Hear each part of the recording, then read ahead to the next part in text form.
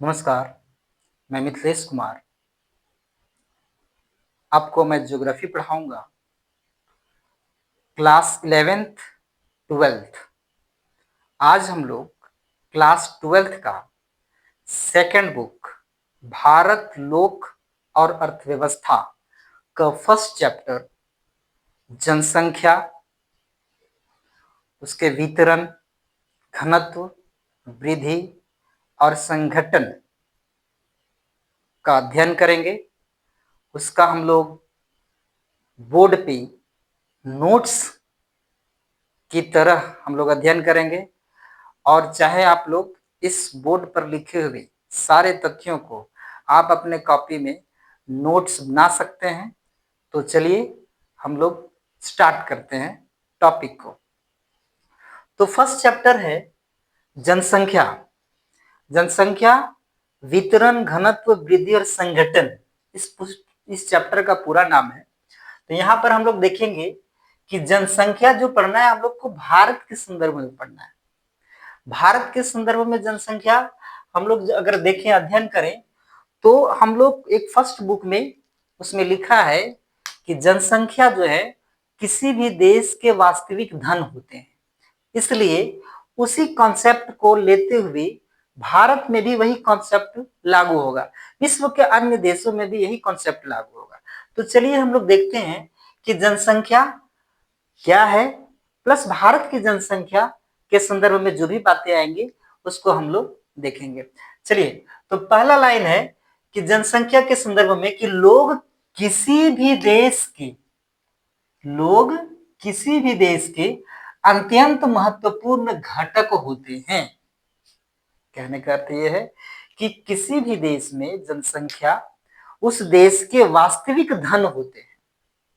अगर लोग ही नहीं रहेंगे तो उस देश की अर्थव्यवस्था चलेगी कैसे? इसलिए कहा जाता है कि लोग किसी भी देश के अत्यंत महत्वपूर्ण घटक होते हैं। दूसरा क्या है कि भारत के संदर्भ में बात कर रहे हैं हम लोग, तो जितने भी हम लोग पढ़ेंगे इस चैप्टर में तो इंडियन ज्योग्राफी पढ़ेंगे। तो इसमें दूसरा लाइन है कि 2011 जनगणना के अनुसार भारत की कुल जनसंख्या 121 करोड़ है। याद रखिएगा, इंपॉर्टेंट क्वेश्चन है कि 2011 जनगणना के अनुसार भारत की जनसंख्या लगभग कितनी है? 121 करोड़ है। यह जो जनसंख्या है, भारत का स्थान जो है चीन के बाद विश्व में दूसरा स्थान है जनसंख्या के संदर्भ में। अगला है भारत की जनसंख्या जो है उत्तरी अमेरिका, दक्षिणी अमेरिका और ओशेनिया, इसके अंतर्गत ऑस्ट्रेलिया भी आता है। इसलिए तीन जो देश है इसके कुल जनसंख्या से भी अधिक है। इसके कुल जनसंख्या से भी भारत की जनसंख्या अत्यधिक है। इतना बातें आप लोग जनसंख्या के संदर्भ में याद रखेंगे, आप समझ के रखेंगे, समझिएगा। आप एक बात याद रखिएगा कि आप रट्टा नहीं मारिएगा, आप इसको समझने की कोशिश कीजिएगा। आप समझ के आधार पर इन तथ्यों को रखेंगे, इस तथ्यों को समझेंगे तो आप किसी भी क्वेश्चन को आंसर आसानी से दे पाएंगे। उसके बाद अब सवाल उठता है कि ये जो भारत की जनसंख्या जो हम लोग पढ़ रहे हैं 2011 जनगणना, या तो फिर आने वाली जो कोरोना काल था 2021 में जो जनगणना होने वाली थी उसकी डेटा बेसिस पर जो हम लोग पढ़ते हैं, तो वो आखिर आता कहां से है, वो डेटा कलेक्शन होता कहां से है? तो उसको हम लोग जानेंगे जनसंख्या आंकड़ों के स्रोत में। कि जनसंख्या जो आंकड़ा आता है उसके पास, जो हम लोगों के पास, जो हम लोग को बुक में भी देखने को मिलता है, जो सेंसस रहता है, तो उसमें जो देखने को मिलता है, तो वो आंकड़ा आया कहां से? तो वो आंकड़ा आता है भारत में प्रति 10 वर्ष, याद रखिएगा, भारत में प्रति 10 वर्ष बाद जनगणना की जाती है, जिसके द्वारा एकत्रित आंकड़ों से प्राप्त होता है। एक बात याद रखिए, क्वेश्चन तो ये बन गया कि भारत में जनगणना कितने वर्षों के अंतराल में होती है? तो प्रत्येक 10 वर्ष बाद। पहला बात तो ये जो प्रत्येक 10 वर्ष बाद जो जनगणना जो होता है, जनगणना होती है, तो इसके अंतर्गत जो आंकड़े एकत्रित किए जाते हैं उसके अनुसार हम लोगों को जानकारी मिलती है। अब सवाल उठता है कि भारत की पहली जनगणना कब हुई थी? ये इंपॉर्टेंट क्वेश्चन है। भारत की पहली जनगणना जो है 1872 ईस्वी में हुई। सॉरी, याद रखिएगा, ये ऑब्जेक्टिव क्वेश्चन के लिए बहुत वेरी वेरी इंपॉर्टेंट क्वेश्चन है कि भारत की पहली जनगणना, इसमें देखिएगा पहली जनगणना जो हुआ था 1872 ईस्वी में। उसके बाद भारत की पहली संपूर्ण जनगणना, ये भी याद रखिएगा कि ये भी आता है क्वेश्चन कि भारत की पहली संपूर्ण जनगणना 1881 में हुई थी, 1881 में हुई थी। तो इस तरह से फिर इसके बाद भारत के अंतिम व 15वें जनगणना कब हुई भाई? 2011 में। जो हम लोग को बुक में यही डेटा पढ़ते हैं, यही डेटा माइंड में रखनी है। उसके बाद हम लोग देखते हैं, तो यहाँ पर हम लोग क्या ध्यान देंगे बातों को फिर से एक बार रिपीट कर लेते हैं। जनसंख्या क्या है? तो जनसंख्या लोग किसी देश के अत्यंत महत्वपूर्ण घटक होते हैं। 2011 जनगणना के अनुसार भारत की कुल जनसंख्या 121 करोड़ है। अगला, भारत चीन के बाद विश्व में दूसरा स्थान रखता है। उसके बाद भारत की कुल जनसंख्या उत्तरी अमेरिका, दक्षिणी अमेरिका, ओशेनिया के कुल जनसंख्या से भी अधिक है।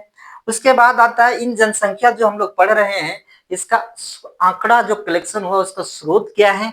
उसका स्रोत है कि भारत में प्रति 10 वर्ष बाद होने वाले जनगणना के अनुसार जो आंकड़े एकत्रित किए जाते हैं उससे ये सोर्सेस मिलते हैं। उसके बाद भारत की पहली जनगणना कब हुई? ये वेरी वेरी इंपॉर्टेंट क्वेश्चन है, इसको VVI मानिए, ये VVI है, ये भी VVI है, तो इसको आप माइंड में रखिएगा।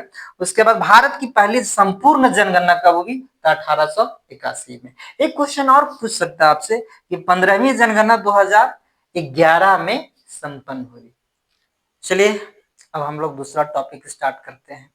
पहला हम लोग पढ़े जनसंख्या तथा जनसंख्या प्राप्ति के आंकड़ों का स्रोत। अब तीसरा हम लोग बिंदु पे चलेंगे, जनसंख्या का वितरण। जनसंख्या का वितरण कहने का अर्थ क्या हुआ कि भारत में या फिर विश्व में अनेक स्थानों पर जनसंख्या का अलग अलग फैलाव, जनसंख्या वितरण ना, यानी कह सकते हैं कि जनसंख्या का पृथ्वी पर फैलाव वही जनसंख्या वितरण कहते हैं। कहीं पे जनसंख्या सघन है, कहीं विरल जनसंख्या है ना। तो यहीं पे चलेंगे, टॉपिक को कंटिन्यू करेंगे हम लोग कि भारत में जनसंख्या का वितरण किस प्रकार से है? तो असमान है। याद रखिएगा, भारत में जनसंख्या वितरण कैसा है? असमान है। कहने का मतलब यह है कि भारत में जनसंख्या कहीं पे ज्यादा है, कहीं पे कम है। कहीं पे मतलब किन्हीं राज्यों में सर्वाधिक जनसंख्या है, किन्हीं राज्यों में कम जनसंख्या है, और किन्हीं किन्हीं राज्यों में मध्यम जनसंख्या है। नहीं, तो जनसंख्या किस रूप में है? असमान रूप में है। किस रूप में है? असमान रूप में है। तो याद रखिएगा कि जनसंख्या का वितरण जो है भारत में असमान रूप से है। उसके बाद अगला है, भारत के सर्वाधिक जनसंख्या वाला राज्य कौन सा है? ये है उत्तर प्रदेश। कौन सा है? याद रखिएगा, भारत के सर्वाधिक जनसंख्या वाला राज्य कौन सा है? उत्तर प्रदेश। उसके बाद महाराष्ट्र का स्थान आता है, बिहार का आता है, फिर पश्चिम बंगाल का आता है। ठीक, उसके बाद आगे चलेंगे हम लोग, जनसंख्या का असम यानी कि असमान, स्थानिक मतलब लोकल डिस्ट्रीब्यूशन, वितरण ना, जो असमान रूप से जो स्थानीय तौर पे जो वितरण है देश की जनसंख्या और उसके भौतिक, सामाजिक, आर्थिक और ऐतिहासिक कारकों का घनिष्ठ संबंध होता है। और इन्हीं संबंध जो आपस में है, भौतिक, सामाजिक, आर्थिक और ऐतिहासिक, इन्हीं संबंध जो है वो मानव को अपनी ओर आकर्षित करता है कहीं न कहीं, सर्वाधिक जनसंख्या बसाव के लिए। कहीं पे आकर्षित नहीं भी करती है ना। जैसे हम लोग देखते हैं कि भौतिक कारक किसके अंतर्गत आता है? तो भौतिक कारक में इसमें देखते हैं भूविन्यास। भूविन्यास का अर्थ होता है भूमि का अलग अलग विन्यास, मतलब बटा होना। तो किस रूप में बटा होना? पठारी रूप में, मैदानी रूप में, पर्वतीय रूप में, ना। उसके बाद क्या ले लें, मरुस्थलीय रूप में, तटीय क्षेत्र रूप में, तो भूविन्यास हो गया है ना। तो ये जो भूविन्यास है, तो ये भूविन्यास जो है भौतिक कारक के अंतर्गत वो जनसंख्या बसाव को अपनी ओर आकर्षण का केंद्र बनाता है। जैसे मैदानी क्षेत्र लें, उत्तर प्रदेश सबसे ज्यादा जनसंख्या वाला है, इसका मतलब क्या है, ये मैदानी है, जलोढ़ मृदा से बना है। गंगा तथा उसकी सहायक नदियों द्वारा बनाई गई जलोढ़ मृदा जो समतल भूमि है, जो कृषि करने योग्य भूमि प्रदान करता है। मानव की जो जितने भी क्रियाकलाप करेगा, रोड बनाना, रेल बनाना ना, उसके बाद जितने भी सुविधाएं करना है, ये आसानी होती है मैदानी इलाके में, इसलिए जनसंख्या का बसाव का सर्वाधिक केंद्र होता है। दूसरा आता है, इसके उल्टा भी अगर बात करेंगे भूविन्यास के, पर्वतीय क्षेत्रों में, जैसे अरुणाचल प्रदेश हो गया ना, और जैसे जम्मू कश्मीर हो गया, सिक्किम हो गया, पहाड़ी इलाका उत्तराखंड हो गया, यहाँ पे जनसंख्या का घनत्व कम है या बसाव जनसंख्या कम है। क्यों? क्योंकि वहां पर मैदानी क्षेत्र न होने के कारण से, पहाड़ी क्षेत्र होने से वहां पर न बढ़िया से रोड बना सकते हैं आसानी से, न वहां पर बढ़िया से रेल बिछा सकते हैं ना, न मतलब कि वहां पर कह सकते हैं कि जनसंख्या के जो सुविधाएं चाहिए उसकी अभाव होती है, जिसके कारण से जनसंख्या वहां विरल पाई जाती है। अगला आता है जल की उपलब्धता। जल की उपलब्धता के अंतर्गत जहां पे जल की ज्यादा प्राप्ति होगी, वहां पर मानव या समस्त जीव जंतु ज्यादातर पाए जाएंगे। जल जो है, कहावत में जल ही जीवन है, जहां पे ज्यादा जल वहां पर ज्यादा मानव बसाव। हम लोग मानव के संदर्भ में पढ़ रहे हैं, तो हम लोग मानव बसाव की बात करेंगे ना। तो देखेंगे कि नदी वाला तटीय क्षेत्र में खास करके सिंचाई के लिए पानी मिल जाता है, पीने योग्य पानी मिल जाता है, उद्योगों के काम के लिए पानी मिल जाता है ना। तो वहां पर जल की उपलब्धता होने से जनसंख्या का जो बसाव है वो सघन पाया जाता है। जलवायु बात करते हैं, तो जलवायु भी जनसंख्या के बसाव को प्रभावित करता है। जैसे आप उष्ण और समशीतोष्ण कटिबंधीय क्षेत्रों में जलवायु सुगमता से, मतलब कि सहन योग्य, न ज्यादा गर्म न ज्यादा ठंडा होता है, जिसके कारण से लोग वहां पे ज्यादा रहना पसंद करते हैं, ज्यादा संख्या में रहना पसंद करते हैं। इसलिए देखते हैं कि विश्व के मैप में भी देखें तो जनसंख्या उष्ण तथा समशीतोष्ण कटिबंधीय वाले क्षेत्रों में ज्यादातर जनसंख्या पाया जाता है। भारत के संदर्भ में देखें तो यही स्थिति है कि जलवायु जनसंख्या बसाव को अपनी ओर खींचती है। जब कठोर जलवायु क्षेत्र है, जहाँ पे मरुस्थलीय इलाका है, ठंडे इलाका है, ध्रुवीय क्षेत्रों में अगर चले जाए ना, भारत में भी ठंडे इलाका, जैसे कि उत्तरी भारत में पर्वतीय क्षेत्रों में चले जाए तो वहां ठंडा भी और भूविन्यास भी अलग है। तो ये दोनों कारक जो है वो जनसंख्या वितरण को प्रभावित करता है। तो यहाँ पे देख लिया हम लोग। उसके बाद आता है सामाजिक, आर्थिक और ऐतिहासिक कारक। सामाजिक और ऐतिहासिक कारक के अंतर्गत हम लोग देखते हैं कि अस्थायी कृषि का उद्भव, जब से मानव अपना इतिहास बनाना चालू किया है, यानी कह सकते हैं कि मानव इतिहास हम लोग जाने, तो सर्वप्रथम अपना जीवन जीने के लिए कृषि का प्रारंभ किया। तो कहाँ किया? नदी घाटियों में किया। तो नदी जब जहाँ कृषि किया तो वहां पर अपना घर बसाया, और वहां पर अपना वहां स्थायी रूप से बस गया। अब घर बसाने के साथ साथ कृषि विकास भी हुआ, धीरे धीरे टेक्नोलॉजी आ गई, बस्तियां बस गई, नगर बन गया ना, आर्थिक क्रियाएं होने लगी ना, धीरे धीरे कृषि भूमि से शहर बन गया, नगर बन गया, उसके बाद उद्योग लग गए, आर्थिक क्रियाएं चालू हो गई। ये सारे मानव बस्ती के प्रतिरूप भी देखने को मिलता है। अलग अलग क्षेत्रों में अलग अलग मानव बस्ती के प्रतिरूप ना, तो इस प्रकार से देखने को मिलता है। उसके बाद परिवहन जाल। अब जहां मानव रहता है वहां परिवहन जाल तंत्र का भी विकास करता है। बिना परिवहन की सुविधा के आप मानव अपने आर्थिक क्रियाकलाप करेगा कैसे? इसलिए यह ऐतिहासिक काल से ही ये हम लोगों को परिवहन जाल तंत्र देखने को मिलता है। औद्योगिकरण भी देखने को मिलता है, और औद्योगिकरण के साथ साथ नगरीकरण भी हो जाता है। ठीक है। तो औद्योगिकरण खास करके हम लोग देखते हैं वैसे राज्य जो कि मुंबई, पुणे, चेन्नई, कोलकाता है, उसके बाद देखेंगे अहमदाबाद, जयपुर, राजस्थान, ये सब क्या है, औद्योगिक शहर है। और यहाँ पर नगरों का विकास हुआ है। तो इस तरह से हम लोग देखते हैं कि भौतिक कारक, सामाजिक कारक, आर्थिक कारक और राजनीतिक कारक ये जो है आपस में घनिष्ठ संबंध बनाए हुए हैं। और यही घनिष्ठ संबंध जो है वो मानव बसाव का अपनी ओर आकर्षित करता है।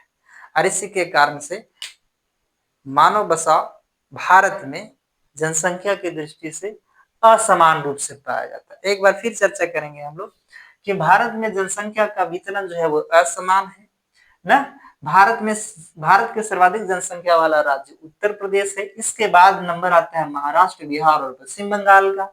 इसके बाद जनसंख्या का असम स्थानिक वितरण देश की जनसंख्या और भौतिक, सामाजिक, आर्थिक और ऐतिहासिक कारकों का घनिष्ठ संबंध है। क्यों है, हम लोग यहाँ चर्चा किए डिटेल से। भौतिक कारक के अंतर्गत भू विन्यास, जल की उपलब्धता और जलवायु कारक जो मुख्य है, जो भौतिक कारक के अंतर्गत आते हैं, जो जनसंख्या बसाव को अपनी ओर आकर्षित करता है। सामाजिक आर्थिक कारक, ऐतिहासिक कारक के अंतर्गत स्थायी कृषि का उद्भव, कृषि फिर विकास, फिर मानव बस्ती के प्रतिरूप, परिवहन जाल तंत्र के विकास, औद्योगिकरण और नगरीकरण, ये सारे जो है वो मानव जनसंख्या बसाव को अपनी ओर क्या करते हैं, आकर्षित करते हैं।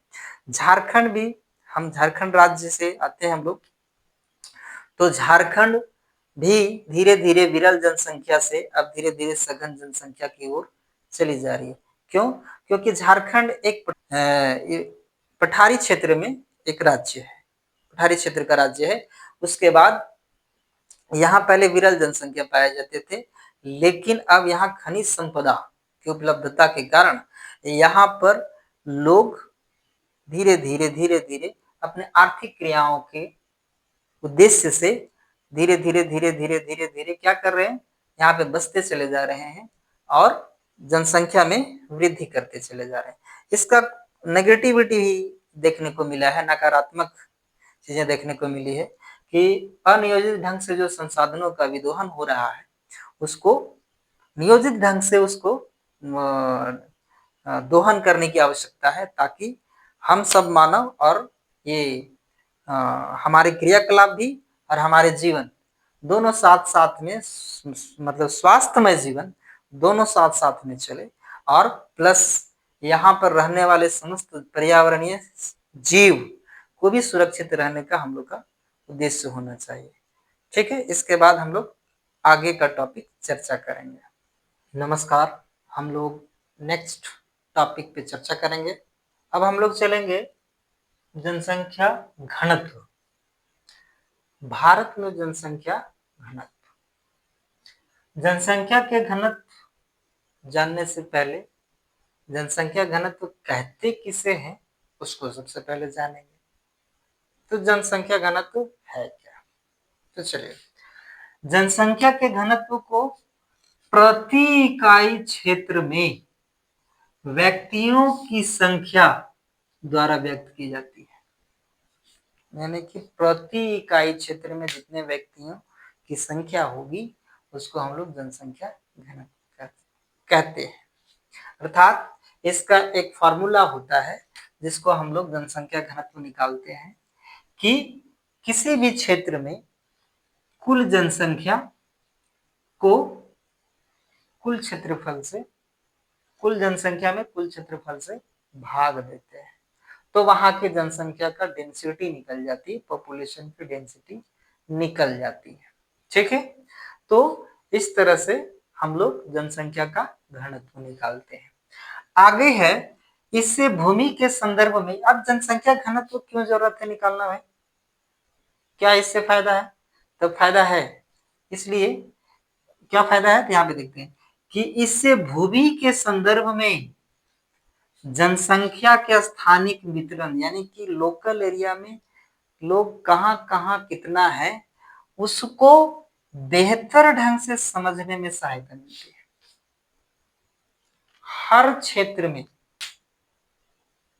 कौन, जितने भी क्षेत्र दुर्गम इलाके से लेकर के घने बसे क्षेत्रों तक जितने भी लोग हैं उसके फैलाव को, वितरण को अच्छे से अच्छे ढंग से समझने में हम लोगों को हेल्प मिलती है।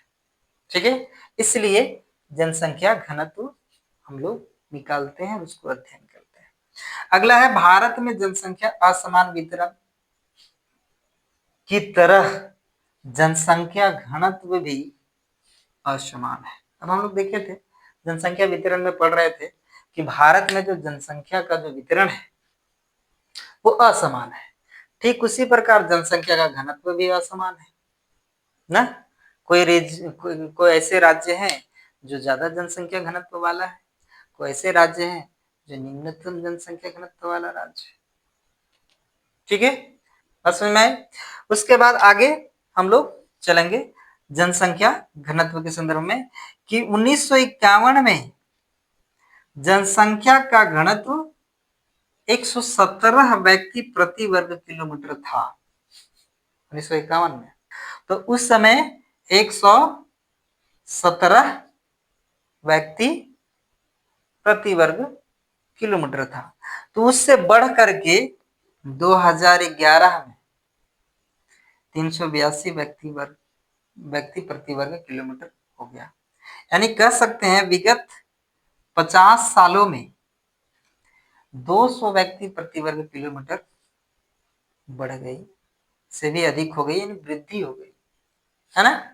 तो यहाँ पे हम लोग क्या देखें जनसंख्या घनत्व के अंतर्गत कि जनसंख्या के घनत्व को अगर हम लोग परिभाषित करें तो प्रति इकाई क्षेत्र में व्यक्तियों की संख्या को जनसंख्या घनत्व कहते हैं। इसका एक फॉर्मूला है, जनसंख्या घनत्व बराबर कुल जनसंख्या बटे कुल क्षेत्रफल। फिर इससे क्या हमें लाभ मिलता है, इससे लाभ यही मिलता है कि भूमि के संदर्भ में जनसंख्या के स्थानिक वितरण को समझने में सहायता मिलती है, वो भी बेहतर ढंग से। भारत में जनसंख्या जिस प्रकार से असमान वितरण है उसी प्रकार जनसंख्या घनत्व भी असमान रूप से वितरित है या असमान रूप से पाया जाता है। फिर 1951 में जनसंख्या का घनत्व 117 व्यक्ति प्रति वर्ग किलोमीटर था। वही विगत 50 वर्षों में यानी 2011 में जनगणना के बाद देखा गया कि 50 वर्षों के अंतराल में 200 व्यक्ति प्रति वर्ग किलोमीटर की वृद्धि हो गई। ठीक है, तो यहाँ से हम लोग इसी का हम लोग और भी कुछ टॉपिक है जो हम लोग कंटिन्यू करेंगे। चलिए, हम लोग जनसंख्या घनत्व चल रहे हैं, उनमें से कुछ बिंदुएं बची हुई थी जिसको हम लोग डिस्कस करते हैं। तो हम लोग ध्यान देंगे कि सर्वाधिक जनसंख्या घनत्व वाले राज्य कौन से हैं। तो पहला है बिहार। कितना व्यक्ति है, 1102 व्यक्ति प्रति वर्ग किलोमीटर। ठीक है, 1102 व्यक्ति प्रति वर्ग किलोमीटर। दूसरा स्थान आता है पश्चिम बंगाल का, 1029 व्यक्ति प्रति वर्ग किलोमीटर। तीसरा स्थान आता है केरल का, 859 व्यक्ति प्रति वर्ग किलोमीटर जनसंख्या घनत्व है। चौथा स्थान है उत्तर प्रदेश। तो आपका यहाँ से एक इंपॉर्टेंट क्वेश्चन बनता है कि भारत में सर्वाधिक जनसंख्या घनत्व वाले राज्य कौन सा है। तो सबसे पहला आएगा बिहार। अगर बिहार ना रहे ऑप्शन में, पश्चिम बंगाल रहे, इसको छिपा दिया जाए तो पश्चिम बंगाल रहे तो पश्चिम बंगाल मारेंगे। अगर ये दोनों नहीं रहा तो केरल और उत्तर प्रदेश में अगर कोई रहे तो केरल को मारेंगे। तो यहाँ से आप लोग चार खास जो है ये बिहार, पश्चिम बंगाल, केरल और उत्तर प्रदेश जनसंख्या घनत्व के मामले में ये सर्वाधिक राज्य है। इसमें आप लोग थोड़ा सा ध्यान दीजिएगा। दूसरा है कम जनसंख्या घनत्व वाला राज्य, यह है अरुणाचल प्रदेश। कितना है, 17 व्यक्ति प्रति वर्ग किलोमीटर। ठीक, उसके बाद है सर्वाधिक जनसंख्या घनत्व वाला केंद्र शासित प्रदेश। ठीक, ये कौन सा है, दिल्ली। कौन सा है, दिल्ली, 11,297 व्यक्ति प्रति वर्ग किलोमीटर। अब यहाँ से थोड़ा सा कंफ्यूजन दूर कर लेते हैं। अगर क्वेश्चन पूछे कि सर्वाधिक घनत्व वाले राज्य कौन सा है तो बिहार, न्यूनतम कौन सा है तो अरुणाचल प्रदेश, सर्वाधिक जनसंख्या घनत्व वाला केंद्र शासित प्रदेश तो दिल्ली। अगर पूछ दे कि निम्न में से सर्वाधिक जनसंख्या घनत्व वाला राज्य कौन सा है तो हो जाएगा दिल्ली। न केंद्र शासित पूछा न राज्य पूछा, केवल दिल्ली का नाम रहेगा ऑप्शन में। कहेगा कि सर्वाधिक जनसंख्या घनत्व वाला निम्न में से कौन सा राज्य है, ये हो जाएगा आपका दिल्ली। ठीक, इसमें आप लोग थोड़ा सा ध्यान दीजिएगा। न्यूनतम जनसंख्या घनत्व वाले केंद्र शासित प्रदेश ये है अंडमान निकोबार द्वीप समूह, 46 व्यक्ति प्रति वर्ग किलोमीटर। ये वन लाइनर क्वेश्चन के लिए इंपॉर्टेंट हो गया। उसके बाद थोड़ा सा और हम लोग समझ लेते हैं कि भारत में कृषि भूमि पर जो जनसंख्या का दबाव बढ़ रहा है उसको हम लोग कैसे समझे। उसको समझने का दो तरीके हैं।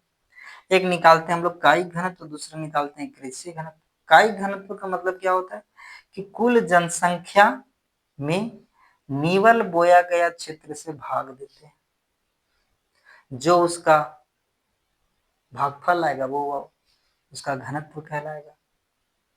ठीक है, अर्थात जितनी जनसंख्या है और नेट बोया गया क्षेत्र, यानी कि जितना फसल बोया गया उसका क्षेत्र कितना है, कितने एरिया में फसल बोया गया है, उससे उस एरिया को हम लोग एक डेटा एनालिसिस करके निकाल लेते हैं। उसके बाद जितना जनसंख्या निवास कर रही है वहां पर उस जनसंख्या से क्षेत्र, उस जनसंख्या में क्षेत्र से भाग दे देते हैं, तो निकल जाता है कायिक घनत्व।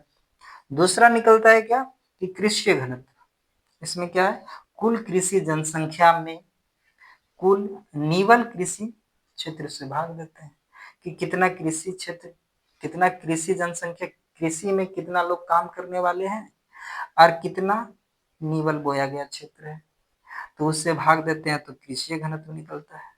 कृषि जनसंख्या में खास करके हम लोग देखें तो कृषक शामिल होता है, कृषि मजदूर शामिल होता है और उनके परिवार शामिल होते हैं। तो इसके अंतर्गत हम लोग ये किस लिए, तो ये भारत में धीरे धीरे कृषि भूमि पर जनसंख्या का दबाव बढ़ रहा है, धीरे धीरे जनसंख्या बढ़ रहा है। तो जहां पर जनसंख्या ज्यादा हो गई, वहां पर जहाँ कृषि होता था वहां पर अब जनसंख्या का लोड बढ़ जाने से उसका क्षेत्रफल कम होते चला जा रहा है, वहां पे अधिवास का विकास हो जा रहा है, सड़कें बन रही है, उसके बाद रेलवे बिछ रही है, वो उद्योग लग रहे हैं, जिसके तहत कृषि भूमि पर दबाव जो है वो बढ़ते चला जा रहा है ना। तो उसको समझने का ये दो तरीके हैं, बस समझ में।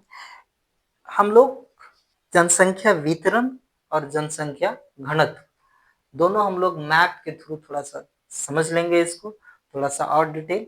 तो चलिए हम लोग मैप पे फोकस करते हैं।